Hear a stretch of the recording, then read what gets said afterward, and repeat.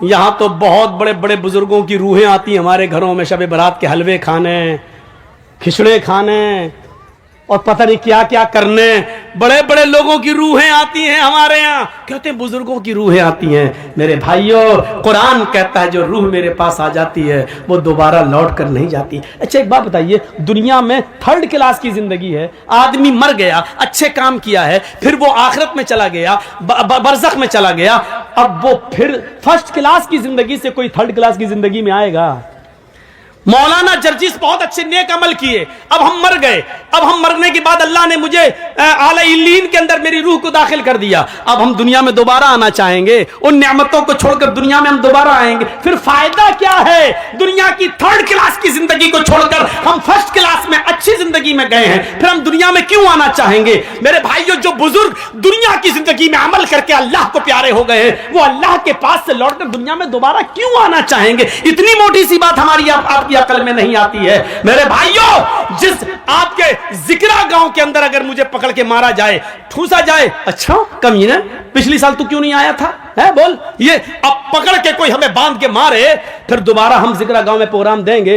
کبھی نہیں دیں گے. ایک بار جو آدمی ہم مار کھا چکا ہو، دوبارہ کیوں وہ اس گاؤں میں پروگرام دے گا؟ میرے بھائیوں، جو آدمی دنیا میں مصیبتیں برداشت کر کے، نیک عمل کر کے، فجر کی نمازوں میں سردیوں میں اٹھ کر تکلیفیں برداشت کر کے اس نے اچھی زندگی پائی ہو، علیین کے اندر مقام پایا ہو، جنت کی کھڑکی اس کے لیے کھول دی گئی ہو، پھر وہ دنیا میں دوبارہ اس سے کہا جائے چلے تو دوبارہ کیوں آئے گا؟ پھر ہم کیوں جائیں اور عمل کریں؟ پھر کیوں ہم نمازیں پڑھنے کے لیے جائیں؟ ہمیں اللہ نے جب یہ انعام دے دیا تو ہم دنیا میں کیوں جائیں؟ میرے بھائیوں، پھر وہ دنیا میں دوبارہ تکلیف اٹھانے کے لیے کیوں آئے گا؟ اتنی موٹی سی بات ہمیں اور آپ کو سمجھنا چاہیے. اور یہی بات ہم بڑے پیار سے کہتے ہیں تو ہمارے بھائی کہتے ہیں اوہ یہ آ گیا مولوی، جس نے اس کی تقریر سنی کافر، ان دور سے نکلو. آپ کو معلوم ہے اللہ کے رسول ایک قبر کے پاس سے گزر رہے تھے، وہاں ایک عورت بیٹھی ہوئی تھی جس کا بچہ انتقال کر گیا تھا اور وہ اپنے بچے کی قبر پر بیٹھ کے رو رہی تھی. اللہ کے نبی نے اس سے کہا اللہ کی امانت ہے، لے لیا، چلو تم صبر کرو.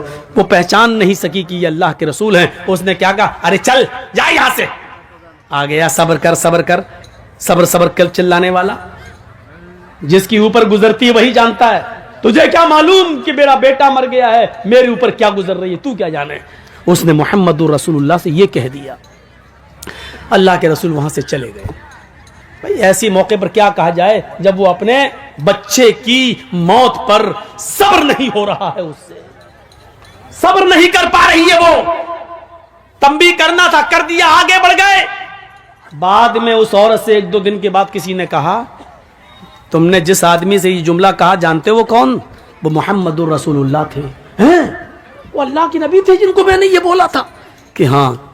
3-4 دن کے بعد وہ اللہ کے رسول کے پاس آئی اور کہتی ہے مجھے معاف کر دیجئے اللہ کے نبی، میں آپ کو پہچان نہیں سکی. اب سنیے یہاں اللہ کے نبی کیا کہتے ہیں، اے اللہ کے رسول میں آپ کو پہچان نہیں سکی، مجھے معاف کر دیجئے. آپ نے مجھے اس دن صبر کی تلقین کی تھی، میں صبر کر رہی ہوں.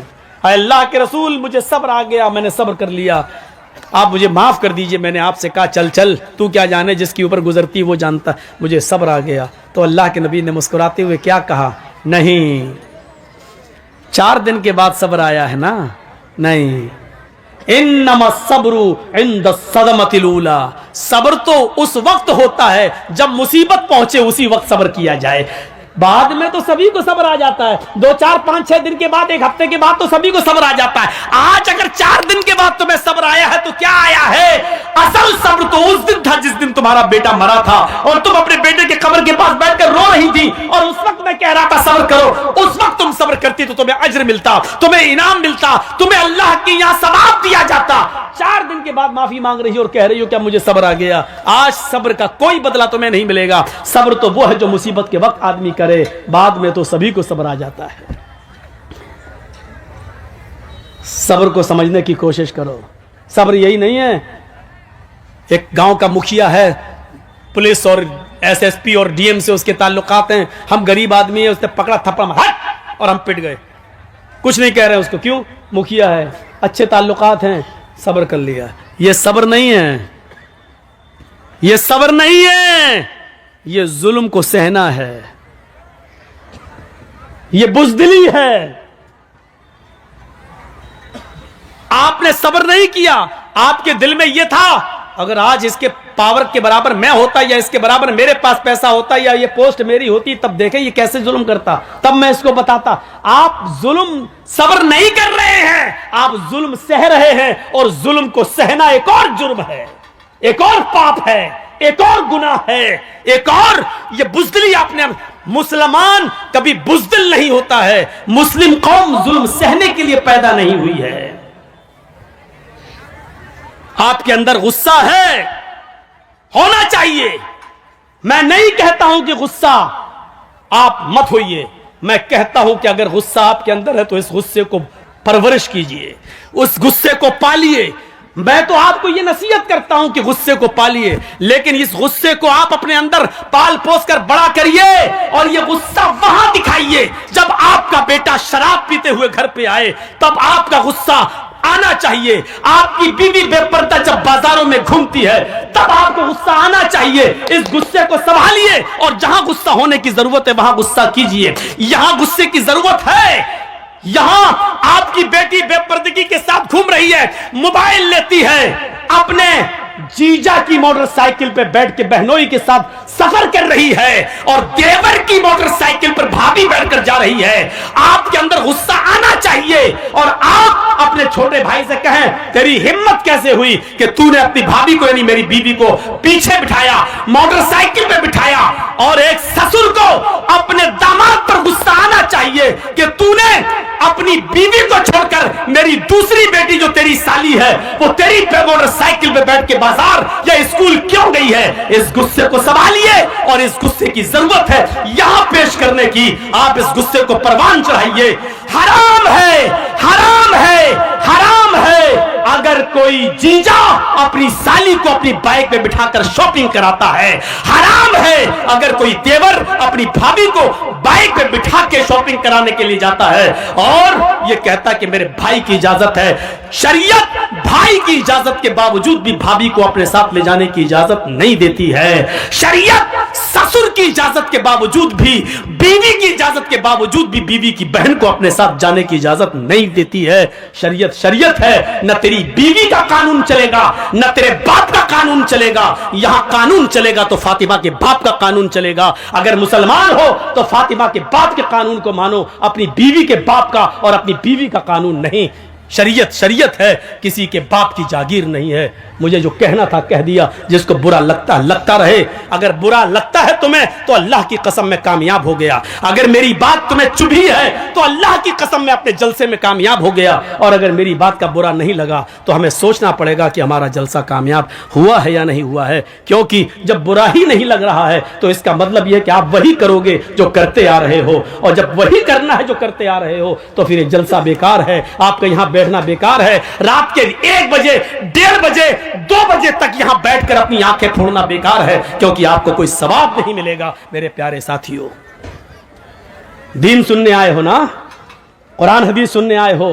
इस कुरान और हदीस की एक बात यह भी है, और गिरह बांधो, अगर इन तस्वीरों की कोई हैसियत होती तो अल्लाह की कसम अल्लाह ताला अपने नबी जनाब मोहम्मद रसूलुल्लाह की तस्वीर की हिफाजत जरूर करता।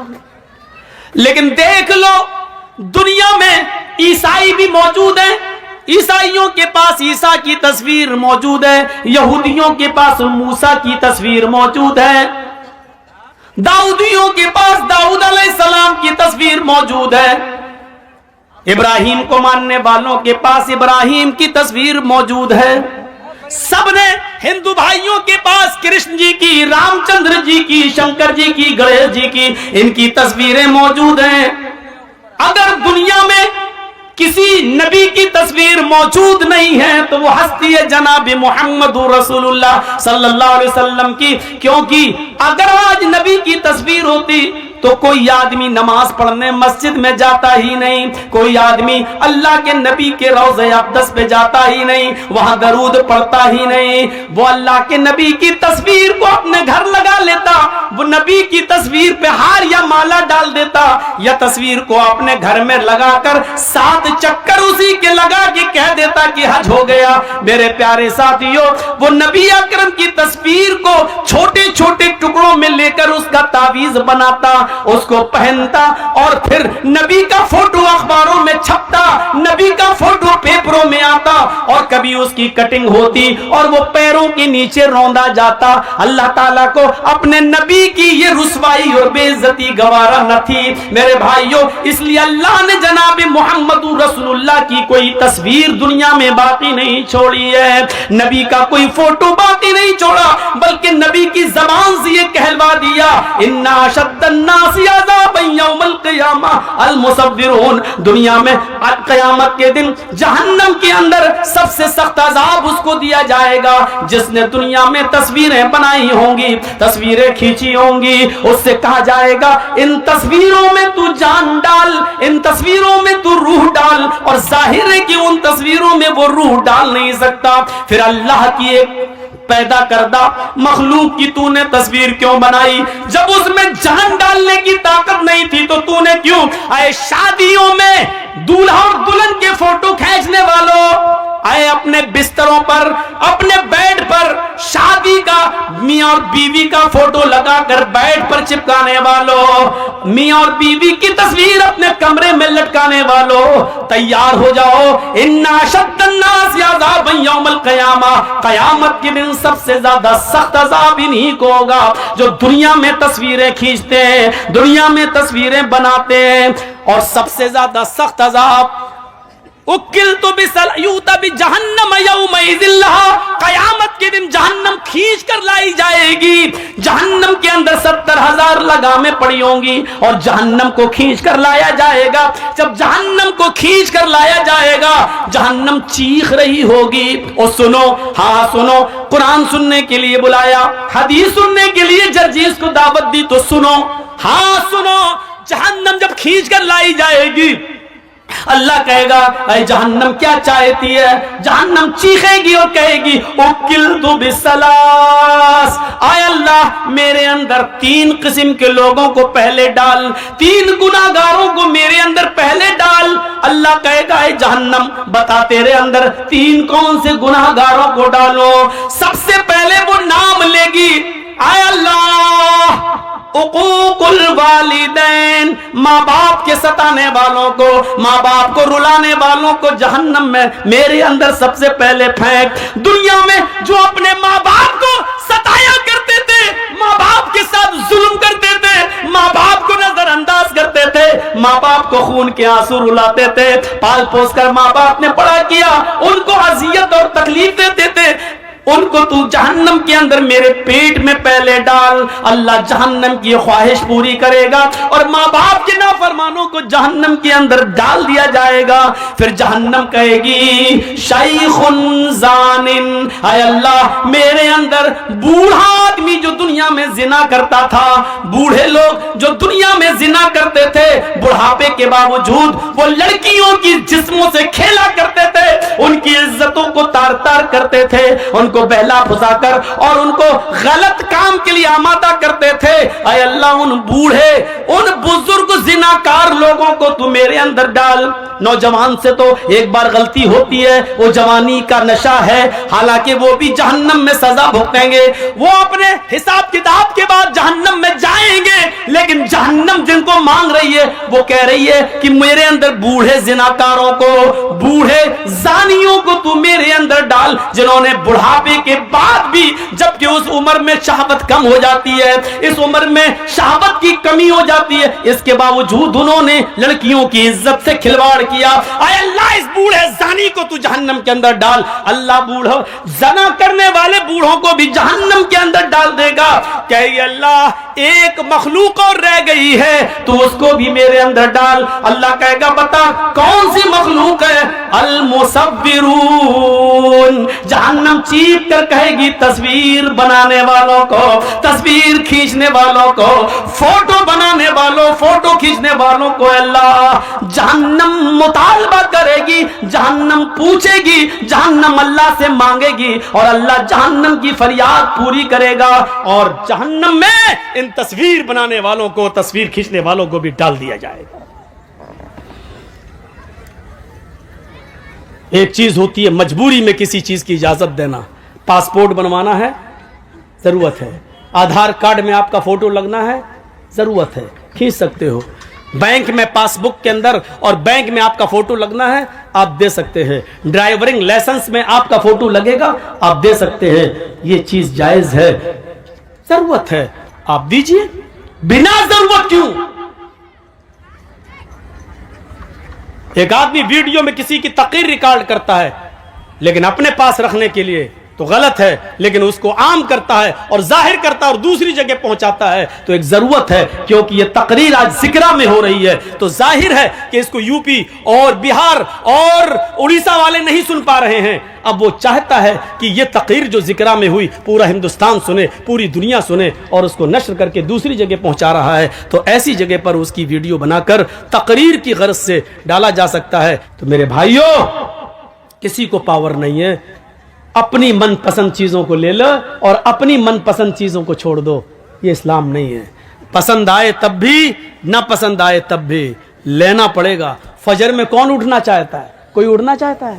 سردی کے دنوں میں ہونٹ سے ہونٹ ٹکرا, سردی لگ رہی ہے, ٹھنڈے پانی سے وضو بنا رہا. کون چاہتا ہے کہ اپنے نرم گرم بستر سے اٹھے, کمبل ہٹائے, لحاف ہٹائے, رضائی کو دور کرے, ٹھنڈے پانی سے وضو بنائے اور مسجد میں جائے؟ کون چاہتا ہے؟ کوئی نہیں چاہتا ہے. دل تو نہیں چاہتا, لیکن کرنا پڑے گا, چاہے تمہارا دل گوارا کرے چاہے نہ کرے. کیونکہ اللہ کی جنت اتنی آسان نہیں ہے کہ بستر پر لیٹے رہو, تم اس کے لیے اٹھ کر 2 رکعت نماز بھی نہ پڑھ سکو اور امید رکھو کہ اللہ تمہیں جنت دے دے. تمہیں ناپسند ہے لیکن تمہیں کرنا پڑے گا. اس لیے کرنا پڑے گا کیونکہ یہ اللہ کا حکم ہے, یہی اسلام ہے. اور اسلام تمہاری مرضی پر, ہماری مرضی پر نہیں چلتا. اسلام چلتا ہے تو اللہ اور اس کے رسول کی مرضی پر, اللہ اور اس کے رسول کی نافذ کردہ شریعت کے مطابق چلتا ہے. صحابہ نے قربانیاں کیوں دی ہیں, اپنی جانیں کیوں دی ہیں, اس کو سوچئے. ہمیں بھی وہ قربانیاں دینے کی ضرورت ہے. کون آدمی ایسا ہے جو یہ چاہتا کہ اپنی جان دے؟ لیکن صحابہ جا, اللہ کے رسول مجھے اس جنگ میں لے چلیے, میں چاہتا ہوں کہ شہید ہو جاؤں, میں چاہتا ہوں کہ جنگ لڑوں, یا تو کافروں کو ماروں یا شہید کر دیا جاؤں.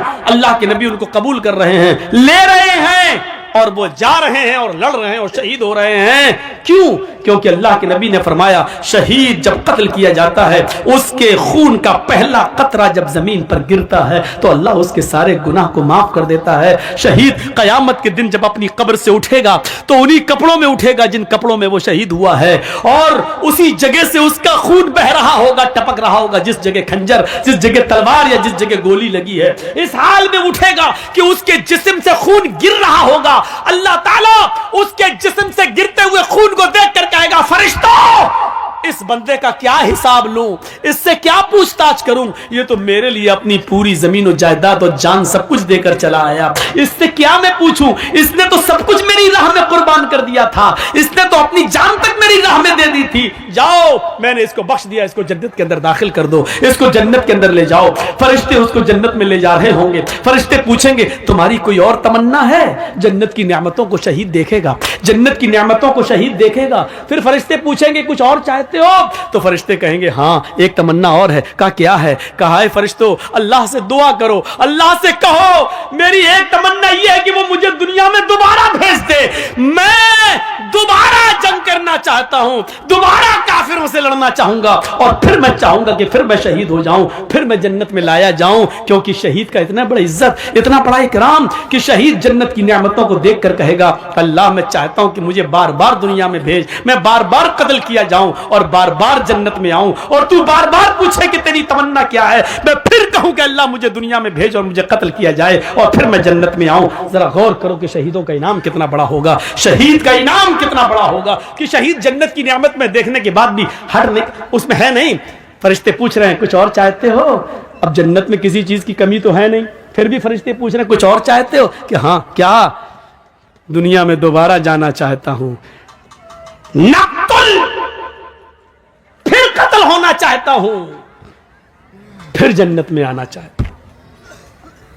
یہ تمنا ہوتی ہے. لیکن فرشتے کہیں گے نہیں, جو روح ایک بار ہمارے پاس آ جاتی ہے وہ دنیا میں دوبارہ لوٹ کر نہیں جاتی. اب تمہیں دنیا میں دوبارہ نہیں بھیجا جائے. جب شہید کو دنیا میں دوبارہ इंसान की शक्ल में नहीं भेजा जा सकता। यहां तो बहुत बड़े बड़े बुजुर्गों की रूहें आती हैं हमारे घरों में शब बारात के हलवे खाने, खिचड़े खाने और पता नहीं क्या क्या करने। बड़े बड़े लोगों की रूहें आती हैं हमारे यहाँ, कहते हैं बुजुर्गों की रूहें आती हैं। मेरे भाइयों, कुरान कहता है जो रूह मेरे पास आ जाती है वो दोबारा लौट कर नहीं जाती। इसीलिए हजरत अली रज़ी अल्लाह तआला अन्हु ने फरमाया था, इर्तहलतिद दुनिया मुदबिरतन वर्तहलतिल आखिरतु मुकबिलतन वलिकुल्लि वाहिदतिन मिनहुमा बनून कूनू मिन अबनाइल आखिरा वला तकूनू मिन अबनाइद दुनिया। सुनो मेरे भाइयों, हजरत अली ने क्या कहा था? बुखारी शरीफ की हदीस के अल्फाज हैं। हजरत अली कहते हैं, इर्तहालतिद दुनिया मुदबिरतन, लोगों ये दुनिया जो है जिसके पीछे तुम पड़े हो, सोना और चांदी, दौलत, पैसा और माल जिसके पीछे तुम पड़े हो, ये दुनिया तुम्हें पीठ दिखाकर भाग रही है। वर्तहालतिल आखिरतु मुकबिलतन, और आखिरत तुम्हारे सामने आ रही है, आखिरत तुम्हारे सामने आ रही है। अच्छा सुनिए, मेरी उम्र इस वक्त 40 के करीब हो चुकी है, 1-2 साल ऊपर ही है, कम नहीं है। तो 40 साल का मतलब क्या हुआ है? 40 साल, मान लीजिए अल्लाह ने मेरी जिंदगी 70 साल की दी है, तो इसका मतलब क्या हुआ? एक मिसाल दे रहा हूं, 40 साल दुनिया ने मुझे पीठ दिखा दिया है, दुनिया मुझे पीठ दिखा चुकी है। 40 साल मुझे पीछे छोड़ चुकी है, दुनिया ने मुझे 40 साल का पीठ दिखा दी है। यानी अब जर्जीस ये चाहे कि ये 40 साल मुझे दोबारा मिल जाए तो ये दुनिया जर्जीस को वो खोए हुए वो 40 साल वापस नहीं कर सकती है। वल आखिरतु मुकबिल, और आखिरत जो है वर्तहलतिल आखिरतु मुकबिलतन, और आखिरत सामना कर रही है। यानी 40 साल हमारी दुनिया से छूट गए और आखिरत के 40 साल हम करीब हो गए। यानी आखिरत आ रही है और दुनिया पीछे जा रही है। तो अल्लाह के नबी क्या फरमाते, हजरत अली क्या कहते हैं? दुनिया दुनिया दुनिया पीठ दिखा रही है, आखिरत तुम्हारा मुकाबला कर रही है। दुनिया जैसे जैसे तुम्हें छोड़ती जा रही है, आखिरत वैसी वैसे तुम्हारे करीब आती जा रही है। और इन दोनों में से हर एक के बेटे हैं, हर एक की औलादें, यानी दुनिया के भी बेटे हैं और आखिरत के भी बेटे हैं। दुनिया के भी बेटे हैं और आखिरत के भी बेटे हैं। वलिकुल्लि वाहिदतिन मिनहुमा बनून, इन दोनों में से हर एक की औलादें हैं, दुनिया की भी औलाद है और आखिरत की भी औलाद है। तकून कूनू कूनू मिन अबनाइल आखिरा, आखिरत की औलाद बनो, वला तकूनू मिन अबनाइद दुनिया, दुनिया के बेटे मत बनो, दुनिया की औलाद मत बनो, दुनिया की औलाद मत बनो। यानी दुनिया की दौलत में मत फंसो, सोने और चांदी के पीछे मत पड़ो, बल्कि आखिरत की औलाद बनो। यानी आखिरत कमाओ, एक एक नेकी को गनीमत जानो, एक एक सवाब के काम को करो, एक एक अच्छा काम करो, आखिरत की औलाद बनो। सुनो, इसके बाद हजरत अली क्या कहते हैं? दुनिया की औलाद मत बनो, आखिरत की औलाद बनो। इसलिए कि फ़इन्नल यौमा अमलुन वला हिसाबा व गदन हिसाबुन वला अमला। इसलिए कि आज इस दुनिया में अमल है, हिसाब नहीं है। इस दुनिया में अमल है, हिसाब नहीं है। यानी तुम जो भी करोगे तुमसे कोई हिसाब किताब नहीं लिया जाएगा। दुनिया में नमाज पढ़ोगे तुमसे हिसाब किताब नहीं लिया जाएगा, रोजा रखोगे कोई पूछताछ नहीं होगी, शराब पियोगे तो तुमसे कोई पूछेगा नहीं, जुआ खेलोगे तो तुम्हारा कोई हिसाब किताब नहीं होगा। अब ये तुम्हें सोचना है कि नमाज पढ़ना है, रोजे रखना है, हज करना है, ज़कात देना है, मदरसों में चंदा करना है या नहीं देना या नहीं, ये सारी चीजें तुम्हें सोचना है, तुम्हें सोचना है। या शराब पीना है, जुआ खेलना है, जिना करना है, क्या करना है, ये तुम्हें सोचना है। लोगों, फ़इन्नल यौमा अमलुन वला हिसाब, दुनिया में अमल है, हिसाब नहीं। आज अमल है, कोई पूछताछ करने वाला वाला नहीं, वगदन हिसाबुन वला अमल, और कल कयामत के दिन हिसाब किताब होगा, कोई अमल नहीं। कल कयामत के दिन हिसाब किताब होगा, कोई काम नहीं। अब न शराब पीने दी जाएगी, न नमाज पढ़ने दिया जाएगा, न तुम्हें रोजा रखने दिया जाएगा, न जुआ खेलने दिया जाएगा। कल सिर्फ हिसाब ही हिसाब होगा, कोई अमल नहीं होगा। आज अमल ही अमल है, अच्छा करो या बुरा करो, कोई हिसाब नहीं है। अब तुम्हें सोचना है अच्छा करना या बुरा करना है। आज अमल है, हिसाब नहीं। कल हिसाब है, अमल नहीं। दुनिया में अमल है, कोई पूछताछ करने वाला नहीं, और आखिरत में हिसाब है, कोई अमल करवाने वाला नहीं। मेरे भाइयों, अब हमें और आपको सोचना है कि हमें क्या करना है। यह हजरत अली रजी अल्लाह ताला अन्हु ने बयान कर दिया है और बता दिया है। अब हमें और आपको अपनी जिंदगी के बारे में सोचना है कि हमें क्या करना है और क्या नहीं करना है। बनाइए अपनी जिंदगी। तो हिंदू धर्म और इस्लाम की बहुत सी बातें मिलती हैं, बहुत सी बातें मिलती हैं। तौहीद भी मिलती है, आयतें और मंत्र भी मिलते हैं, और कलमा भी मिलता है, नमाज भी मिलती है, रोजा और हज भी मिलता है। हर चीज में हर चीज मिल रही है, यहां तक कि मरने के बाद दोबारा जिंदगी भी मिलती है। हिंदू धर्म में भले ही ये कहा जाता हो कि 7 जन्म है, इंसान मरने के बाद अच्छे कर्म किए होंगे तो इंसान बनेगा, बुरे कर्म किए होंगे तो कुत्ता, बिल्ली, चूहा, बंदर, छछूंदर ये सब बनेगा। लेकिन हकीकत ये है मेरे भाइयों कि हिंदू धर्म के अंदर भी मरने के बाद एक ही जन्म है। मृत्यु पश्चातम द्वितीय जन्मम भवति, ने तृतीय ने चतुर्थ ने पंच ने षष्ठ ने सप्त ने अष्ट ने नवम ने दशकं का। मरने के बाद तुम्हारा एक दूसरा जन्म होगा, न तीसरा, न चौथा, न पांचवा, न छठा, न सातवां, न आठवां, न नवा, न 10वां। यानी मरने के बाद तुम्हें दोबारा इंसान बनाया जाएगा, तुम्हें इंसान की शक्ल में दोबारा लाया जाएगा। तुम कुत्ता, बिल्ली, चूहा, बंदर नहीं बनोगे। यही कुरान कहता है कि मरने के बाद ऐ लोगों, हम तुम्हें दोबारा जिंदा करेंगे, हम तुम्हारी हड्डियों के पोर तक को बना देंगे। क्या तुम ये समझते हो? अयहसबुल इंसानु अल्लन नजमा इज़ामा, इंसान ये सोचता है कि हम उसकी हड्डियों को हरगिज़ जमा नहीं कर पाएंगे। बला कादिरीन अला अन नुसव्विया बनाना, अरे हड्डियां तो छोड़, हम हड्डियों, उंगलियों के पोर तक बनाने के ऊपर कादिर हैं। उंगलियों के पोर क्या हैं? ये उंगली है, ये पोर है। और अल्लाह ताला ने यह उंगली क्यों कहा है? उंगलियों के पोर भी, यानी मरने के बाद इंसान की हड्डी गड्डी सब मिल जाए, सड़ जाए, गल जाए, कुछ भी हो। और जब कयामत के दिन अल्लाह जिंदा करेगा तो अल्लाह कह रहा हम हड्डी नहीं, उंगली नहीं, उंगलियों के पोर तक बनाने पर कादिर हैं। जैसा था वैसा। आज आप देख लीजिए, एक उंगली दूसरे इंसान की उंगली से अलग होती है। आपने आधार कार्ड बनवाया है, आपका वो लगा होगा फिंगरप्रिंट, आपने गए होंगे ऐसे, ये अंगूठा। क्यों? हर इंसान की एक उंगली पूरी दुनिया के इंसानों की उंगली से टच नहीं हो सकती है। देखने में बराबर लग रही है, एक जैसी है, लेकिन हर एक की अलग अलग है। मौलाना जर्जीस साहब ने इंडिया में पासपोर्ट बनवाया, फिर नेपाल चले गए, नेपाल की भी नेशनलिटी ले ली, एक मिसाल दे रहा हूं, और उधर से पासपोर्ट बनवा लिया। अब जैसे ही पासपोर्ट बनवाने जा रहे हैं, उसने कहा चलिए फिंगरप्रिंट दीजिए। जैसे ही फिंगर हाथ रखा, उंगली, उसने साफ कह दिया कि ये पासपोर्ट तो मोहम्मद जर्जीस के नाम से इंडिया में बन चुका है। फिंगरप्रिंट आपका बता रहा है कि आपका ये पासपोर्ट बन चुका है, और आप यहाँ नाम बदल रहे हैं, जमील अख्तर रख रहे हैं, आप नाम यहाँ पर बदलकर आप हारून, इदरीस, मूसा, ईसा ये सब रख रहे हैं। आपका नाम तो मोहम्मद जर्जीस है और ये आपका पासपोर्ट बन चुका है। लीजिए, छोरी छुपे आप नेपाल के रहने वाले हैं, किसी तरह इंडिया में घुस गए, इंडिया से पासपोर्ट बनवा लिया। एक पासपोर्ट आपने उधर नेपाल में भी बनवा रखा है, आपका नेपाल का पासपोर्ट मोहम्मद जमील के नाम से है, और इंडिया का पासपोर्ट आपका मान लीजिए मोहम्मद इदरीस के नाम से है।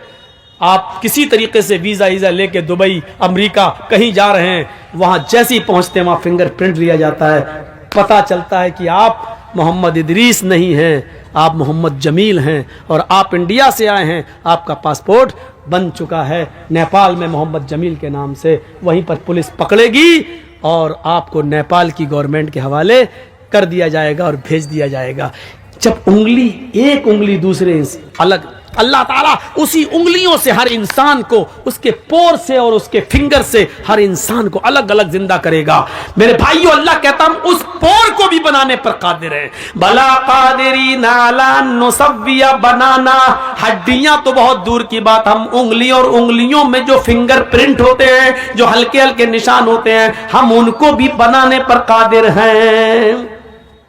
بچ نہیں سکتا انسان, اس کا حساب و کتاب لیا جائے گا میرے بھائیوں. اور یہ عقل میں بھی نہیں آتی ہے.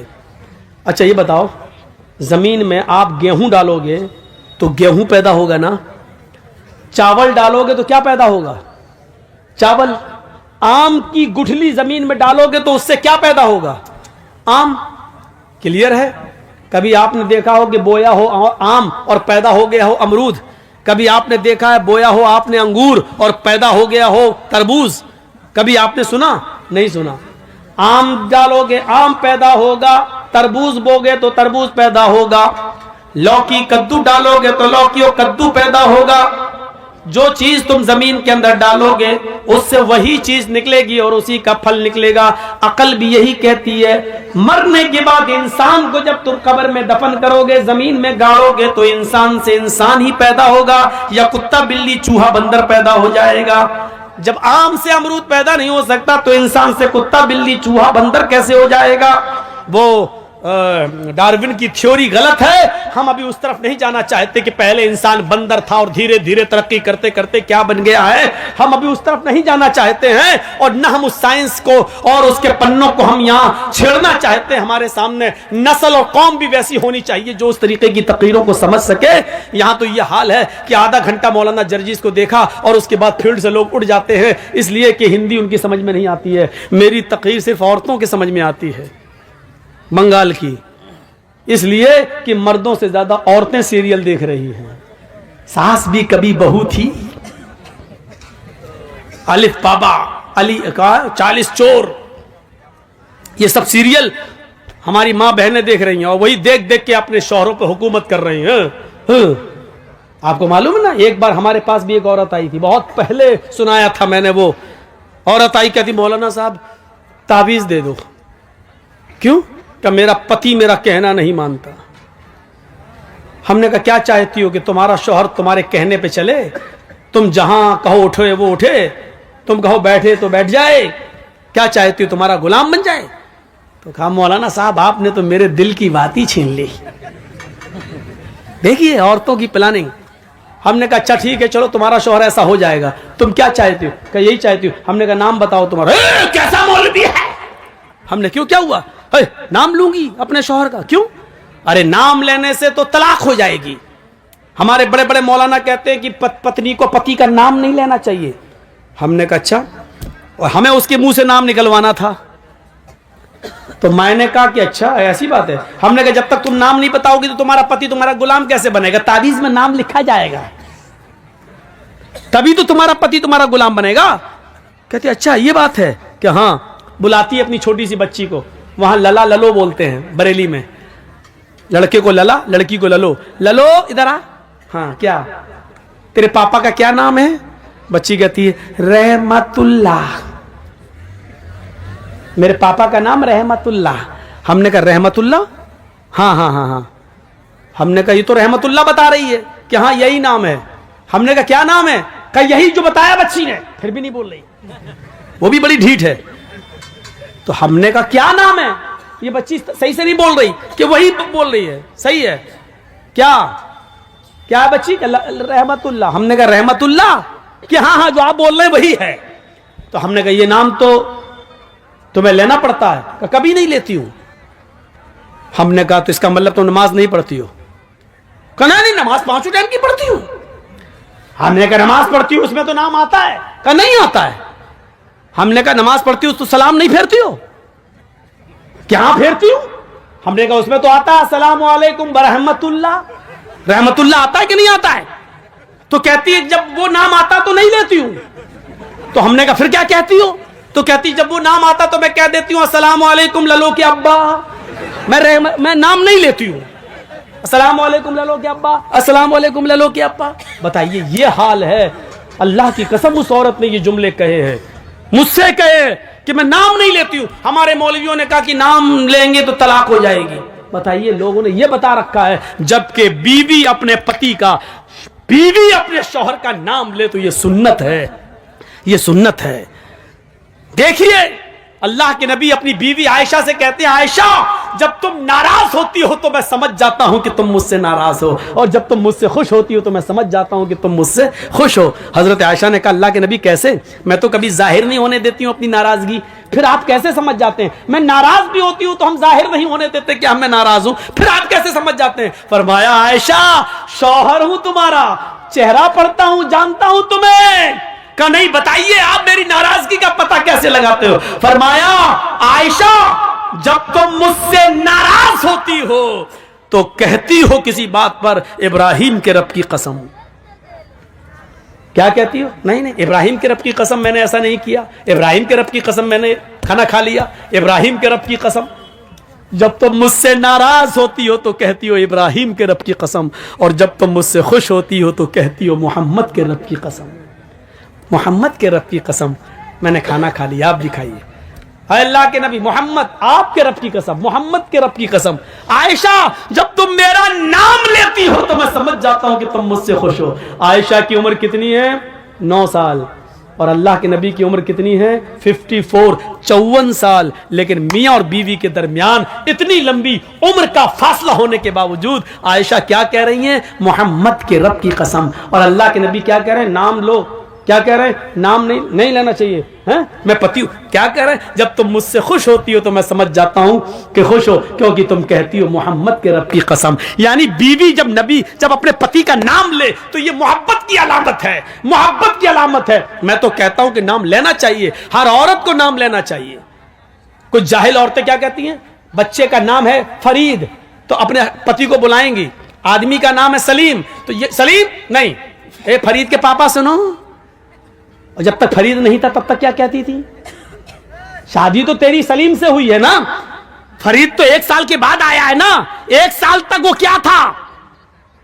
اے جی او جی. بس کہاں تم نے اپنے آپ کو بنا لیا اے جی سنو، اجی سنو. اور جب بچہ پیدا ہو گیا اے فرید کے پاپا، اے نسیم کے پاپا. یہ عجیب سسٹم ہے. نام لو ڈنکے کی چوٹ پر. تو میرے بھائیو حضرت فاطمہ نے بھی کیا کہا تھا؟ اے علی جب میرا انتقال ہو جائے تو مجھے رات کی تاریکی میں عشاء کے بعد مجھے قبرستان لے جانا دفنانے کے لیے، دن کے اجالے میں نہیں. فاطمہ نے نام لیا علی جب میرا انتقال ہو جائے تو دن کے اجالے میں مجھے دفن مت کرنا، قبرستان مجھے عشاء کے بعد لے جانا. فرمایا فاطمہ ایسا کیوں کہہ رہی ہو؟ اگر تمہارا انتقال فجر کے بعد ہو جائے تو کیا میں عشاء کے بعد لے جاؤں؟ تمہارے نبی نے، تمہارے ابو نے تو کہا میت کو جلدی قبرستان لے جاؤ. کہا سب کچھ ٹھیک ہے لیکن مجھے رات میں قبر میں لے جانا، رات میں دفنانا. کہا کیوں؟ کہا علی میں نہیں چاہتی ہوں کہ میرے مردہ جسم پر پڑے ہوئے کفن پر بھی کسی غیر مرد کی نظر پڑے. میرے مردہ جسم پر پڑے ہوئے کفن پر بھی کسی غیر مرد کی نظر پڑے. یہ تھا پردہ. یہاں تو ایک کتیا کے پیچھے 10 کتے لگے. سیکھو پردہ. اللہ کے نبی فرماتے ہیں کہ اللہ نے فرمایا. جس حدیث میں اللہ کے نبی یہ کہیں کہ اللہ نے فرمایا تو وہ حدیث قدسی کہلاتی ہے. اللہ کے نبی فرماتے ہیں کہ قیامت کے دن اللہ کہے گا اے میرے بندے میں دنیا میں بھوکا تھا تو نے مجھے کھانا کیوں نہیں کھلایا؟ اے میرے بندے دنیا میں بھوکا تھا تو نے مجھے کھانا کیوں نہیں کھلایا؟ بندہ کہے گا اے اللہ تو کیسے بھوکا رہ سکتا ہے؟ اے اللہ تو کھاتا ہی نہیں ہے، پھر تجھے کون کھلائے؟ تو کھاتا نہیں ہے. تو اللہ کہے گا میرے بندے دنیا میں میرا فلاں بندہ بھوکا تھا، اگر تو نے اس کو کھلایا ہوتا تو مجھے اس کے پاس پاتا، یعنی میں تیری مدد کرتا. اگر تو نے کسی بھوکے کو کھلایا ہوتا تو میں بھی تیری مدد کرتا. ہائے میرے بندے دنیا میں ننگا تھا تو نے مجھے کپڑا کیوں نہیں پہنایا؟ بندہ کہے گا اے اللہ تو تو سب کو کپڑے پہناتا ہے, تو کیسے ننگا ہو سکتا ہے؟ ہے اللہ تجھے کون کپڑا پہنا سکتا ہے؟ تو اللہ کہے گا دنیا میں میرا فلاں بندہ ننگا تھا, اس کے پاس پہننے کو کپڑے نہیں تھے, اگر تو نے اس کی مدد کی ہوتی, اس کو کپڑا پہنایا ہوتا تو مجھے اس کے پاس پاتا, یعنی میں تیری مدد کرتا. تو نے دنیا میں اس کی مدد نہیں کی, اس لیے ہم نے بھی تیری مدد نہیں کی. اے میرے بندے, دنیا میں میرا فلاں بندہ پریشان حال تھا. اللہ کہے گا میں دنیا میں پریشان تھا, گمراہی کے راستے پہ چل رہا تھا, میں بھٹک رہا تھا, میں گمراہ تھا, تو نے مجھے راستہ کیوں نہیں دکھایا؟ بندہ کہے گا اللہ تو سب کو ہدایت دیتا ہے, پھر تو گمراہ کیسے ہو سکتا ہے؟ اللہ کہے گا دنیا میں میرا فلاں بندہ غلط راستے پہ چل رہا تھا, اگر تو نے اس کو صحیح راستہ بتایا ہوتا, قرآن و حدیث کا راستہ, نبی کا راستہ, رسول کا راستہ بتایا ہوتا, تو مجھے اس کے پاس پاتا, نہیں میں تیری مدد کرتا.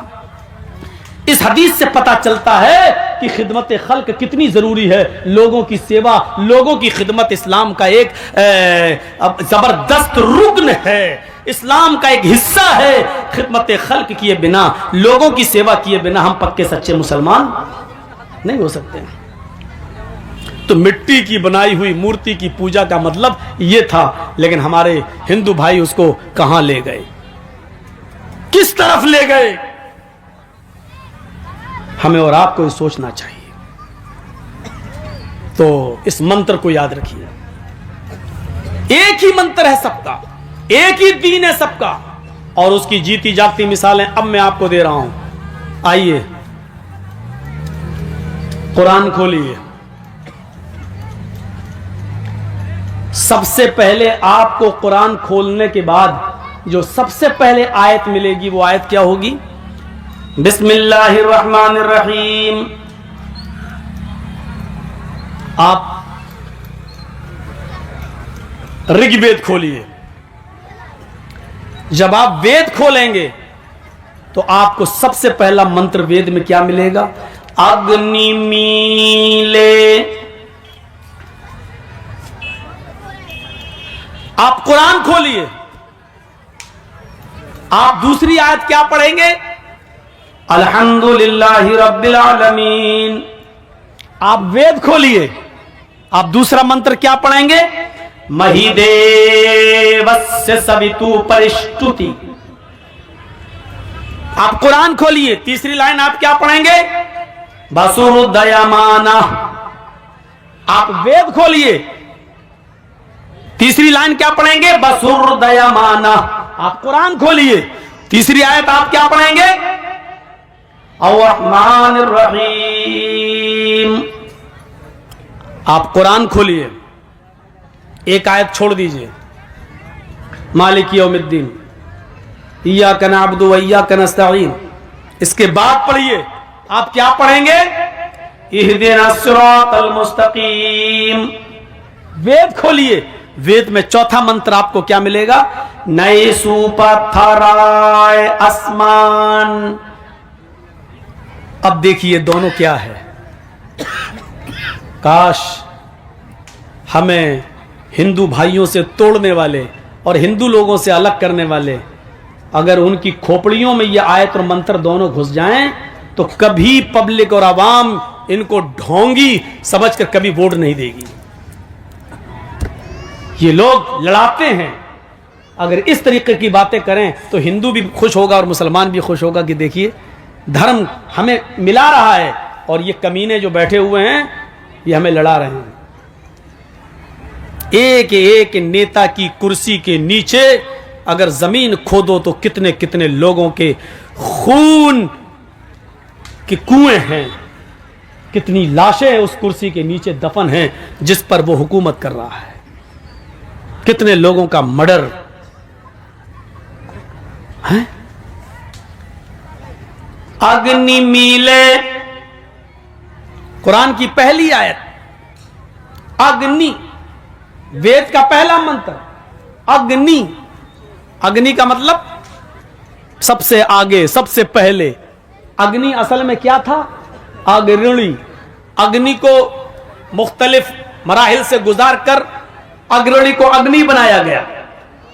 अग्नि कहीं वेदों में अल्लाह को कहा गया, अग्नि कहीं वेदों में मोहम्मदुर रसूलुल्लाह को कहा गया, अग्नि कहीं वेदों में सूरज को कहा गया, अग्नि कहीं वेदों में चंद्र को भी कहा गया, चांद को भी कहा गया, अग्नि वेदों में किसी महान पुरुष को भी कहा गया, अग्नि वेदों में उस आग को भी कहा गया जिसमें चिता जलती है, जिसमें चिताएं जलती हैं, जिसमें चिताएं यानी लाशें जलाई जाती हैं, उसको भी अग्नि कहा गया है। अब जितना भी आदमी आगे से उठे उसको जबरदस्ती बिठा दो यहीं पर, किसी को आगे से निकलने मत देना।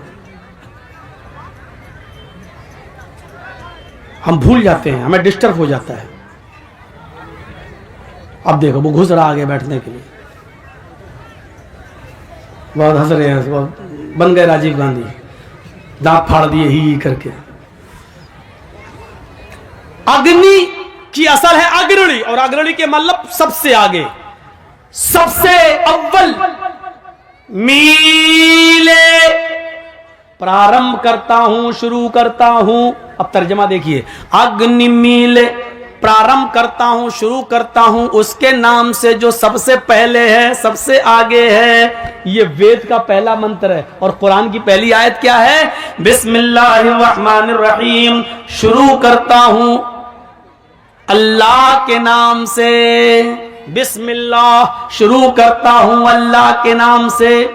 अब आप देख लीजिए कितनी तालमेल, देखिए कितना है, टेली करिए आप। दूसरा मंत्र देखिए क्या है वेद में? महिदेवस्य सवितु परिष्टुति, महान है हमारा वो देवता, महान है हमारा वो देवता। मही देवस्य, मही महान है, देवस्य हमारा वो देवता, सवितु जिसके लिए सारी की सारी परिष्टुति तारीफें हैं, प्रशंसाएं। महान है हमारा वो देवता जिसके लिए सारी की सारी प्रशंसा, सारी की सारी तारीफ है, वो हमारा देवता महान है। हमारे यहाँ क्या कहा गया? अल्हम्दुलिल्लाहि रब्बिल आलमीन, तमाम तारीफें उस अल्लाह के लिए, सारी तारीफें उस अल्लाह के लिए जो दोनों जहान का रब है, जो दोनों जहान का पालने वाला है। मही देवस्य सवितु परिष्टुति, और इधर अल्हम्दुलिल्लाहि रब्बिल आलमीन। तीसरा मंत्र बसुरदयामाना, बसुरदयामाना, जो बड़ा दयालु है, बड़ा कृपालु है, उससे ज्यादा दयालु और कृपालु कोई नहीं है, जो उससे ज्यादा रहम दिल कोई नहीं है। और रहमानिर रहीम, कुरान की तीसरी आयत क्या कहती है? अर्रहमानिर रहीम, जो बड़ा ही मेहरबान, इंतहाई रहम करने वाला है। अर्रहमानिर रहीम, जो बड़ा ही मेहरबान, इंतहाई रहम करने वाला है। चौथा मंत्र, नए सुपथराय आसमान, सुंदर पथ मानी रास्ता, राय मानी चलाना, आसमान मानी जिससे हमारा फायदा हो, हमारा लाभ हो। हाय प्रभु, हाय ईश्वर, सुपथा, सुंदर पथ पर, अच्छे रास्ते पर हमको चला ताकि हमारा फायदा हो।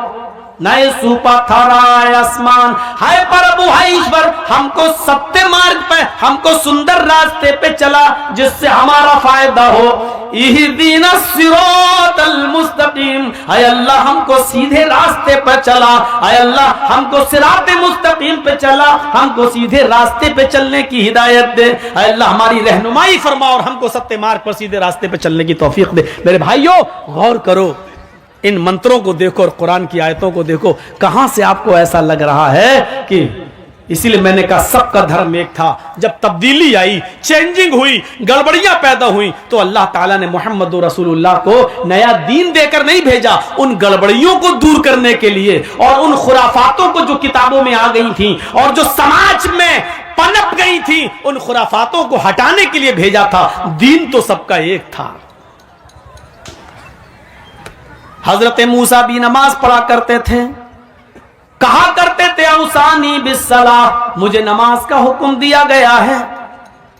हजरत इब्राहिम के ऊपर भी नमाज फर्ज थी, कहा करते थे इन्ना सलाती व नुसुकी व महयाया व ममाती लिल्लाहि रब्बिल आलमीन, अल्लाह मेरी नमाज, अल्लाह मेरी कुर्बानी, अल्लाह मेरी मौत, अल्लाह मेरी जिंदगी, ये सब तेरे लिए, अल्लाह रब्बुल العالمین کے لیے ہے. دیکھیے سارے نبیوں پر نماز بھی فرض تھی, ابراہیم پر بھی تھی, موسیٰ پر بھی تھی, عیسیٰ پر بھی تھی, سارے نبیوں پر نماز فرض تھی. تو محمد رسول اللہ صلی اللہ علیہ وسلم پر بھی نماز فرض کر دی گئی ہے, اور نبی کے ذریعے امت اسلامیہ پر بھی نماز دی گئی ہے. ہندو دھرم کو نماز سے کیسے دور کیا جائے, جبکہ ہندو دھرم کے اندر بھی کوئی نہ کوئی نبی آیا ہے, کوئی نہ کوئی پیغمبر ضرور آیا ہے.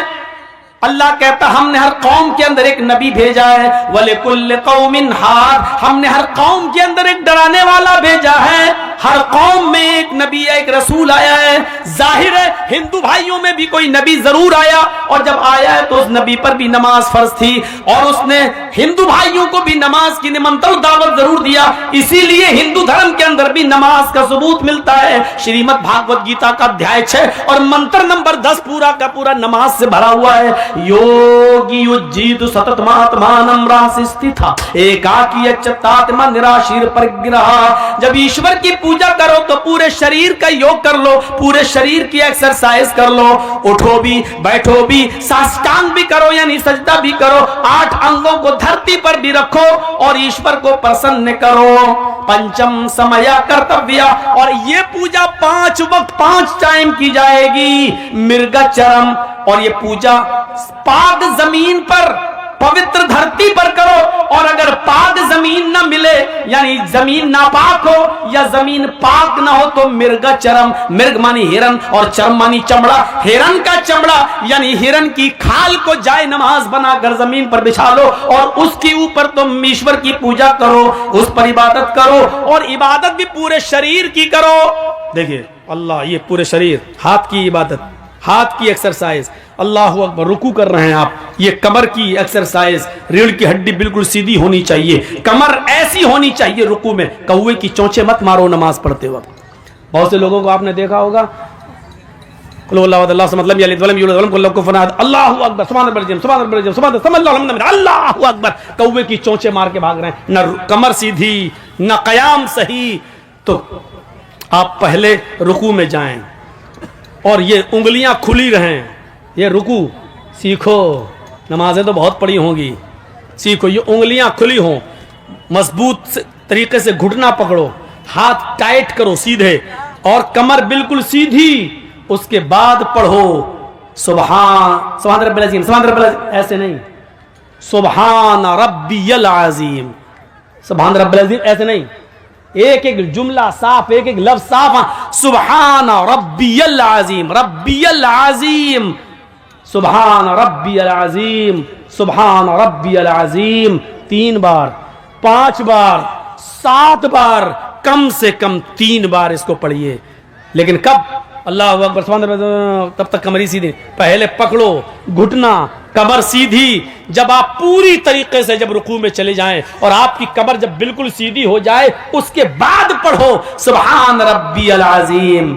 کمر سیدھی کرنے میں بھی تھوڑا سا وقت لگے گا, یا تو گئے اور جانے سے پہلے ہی شروع ہو جاتی سبحان ربی العظیم, ابھی سبحان ربی العظیم, ابھی پکڑا نہیں پوری طریقے سے سبحان ربی العظیم. جب تک پکڑا تب تک 3 پورے ہو گئے, سب اللہ لمن حمدہ, اللہ اکبر, ماری کوے کی چونچ, ہو گئی 4 منٹ میں 4 رکعت پڑھ کے نکل گئے. چلو یہ نماز پڑھ رہا تھا کہ چوچو کا مربع تھا, یہ کیا تھا؟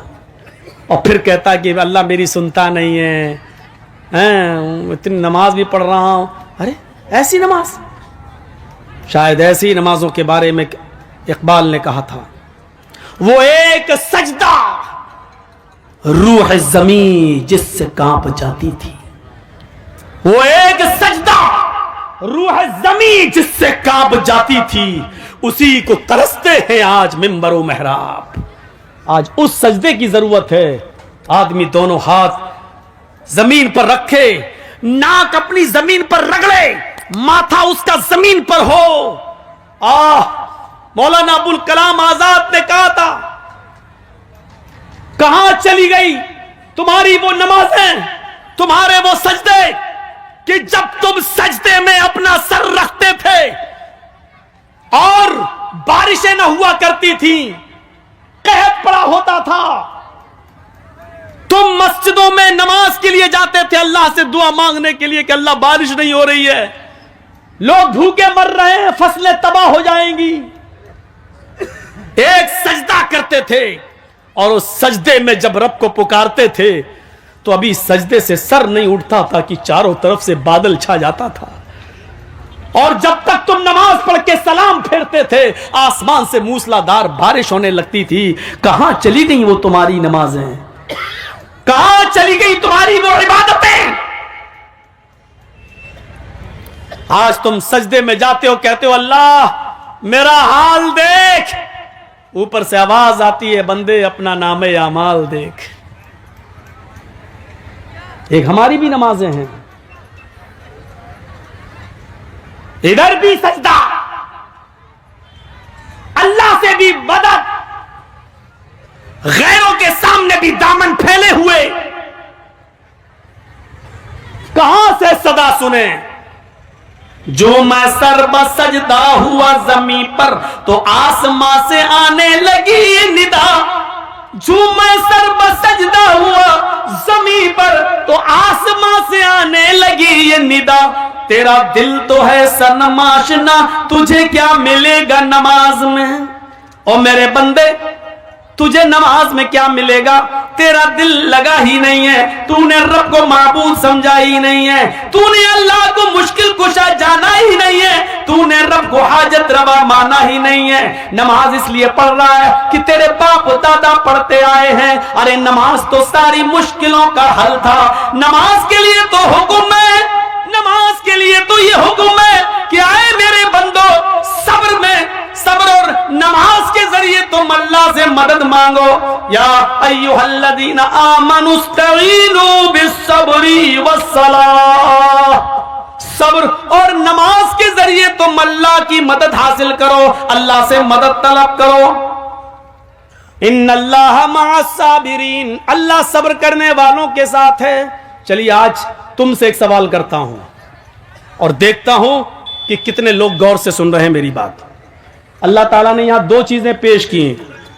یا ایھا الذین آمنوا استعینوا بالصبر والصلاۃ، کیا کہا؟ صبر کے ذریعے اور نماز کے ذریعے اللہ سے مدد مانگو. کتنی چیزیں بتائیں؟ دو. تو کہنا کیا چاہیے تھا؟ اللہ تعالیٰ ان اللہ مع الصابرین والمصلین، اللہ تعالیٰ صبر کرنے والوں کے ساتھ اور نماز پڑھنے والوں کے ساتھ ہے. دونوں باتیں جب کہیں تو دونوں کے ساتھ ہونا چاہیے نا. لیکن اللہ نے کیا کہا؟ ان اللہ مع الصابرین.